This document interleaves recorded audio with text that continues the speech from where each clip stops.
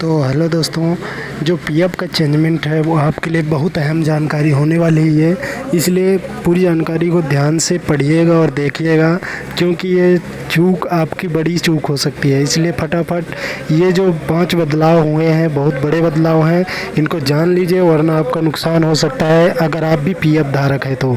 सितंबर महीने के शुरू होते ही नियमों में बड़ा बदलाव हो गया है दोस्तों, जिसके चलते सरकार और पीएफ निवेशकों के लिए 5 बड़े बदलाव हुए हैं, जिससे हर निवेशक को फटाफट जान लेना चाहिए, नहीं तो उनको भारी नुकसान हो सकता है दोस्तों अगर आप भी पीएफ निवेशक हैं तो प्लीज़ इस जानकारी को पक्का देखिएगा, लास्ट तक देखिएगा, क्योंकि कुछ मैं इसमें अहम बात करने वाला हूँ जो आपके लिए फ़ायदेमंद साबित होगी।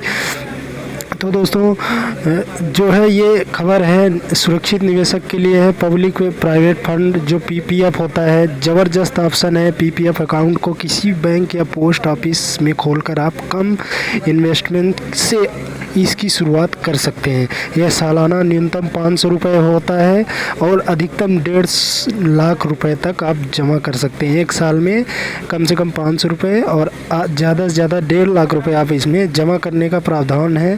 फिलहाल पीपीएफ पर ब्याज का जो परसेंटेज है वो 7.10 है, 7.10 है % है, ठीक है। सितंबर में ख़त्म हो रही है तिमाही पीपीएफ की ब्याज दरें बढ़ने की उम्मीद है। पिछले कुछ सालों में सरकार ने इसके नियम में काफ़ी बदलाव किया है, तो आइए हम जानते हैं कि इस महीने में जो इस बार बदलाव होंगे वो क्या होंगे। तो पीपीएफ खाता में इन्वेस्टमेंट 50 रुपये के मल्टीपल होने चाहिए, ठीक है।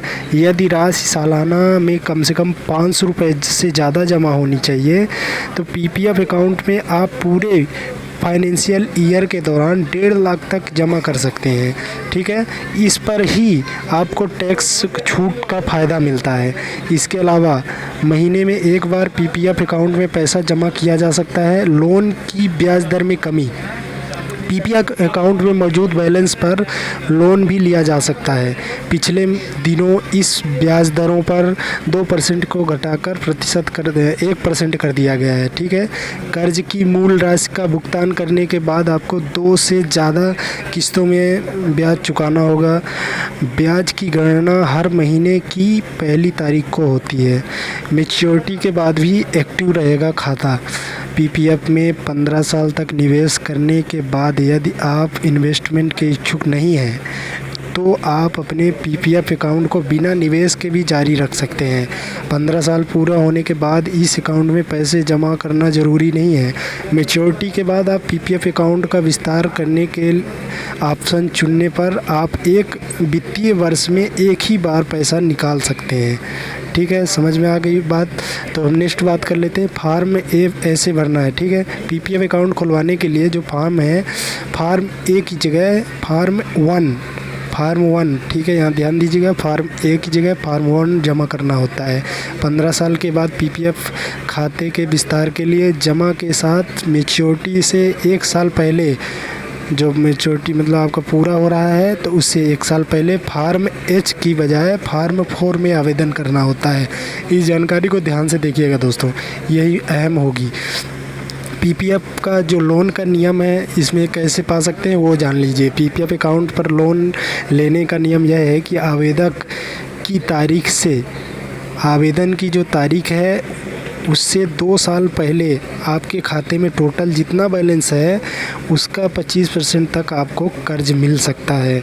ध्यान से देखिएगा दोस्तों, पीपीएफ अकाउंट पर लोन लेने का जो नियम है वह है कि आवेदन की तारीख, जैसे आज आप आवेदन कर रहे हैं, यहाँ से 2 साल पहले आपके खाते में टोटल जितना बैलेंस है उसका 25% आपको कर्ज मिल सकता है। यानी कि आपने 31 अगस्त 2022 को लोन के लिए आवेदन किया है, तो 2 साल पहले यानी कि 31 अगस्त 2020 तक आपको पीएफ में 1 लाख रुपए थे, तो आपको इसका 25% यानी कि 25,000 रुपये तक का लोन मिल सकता है।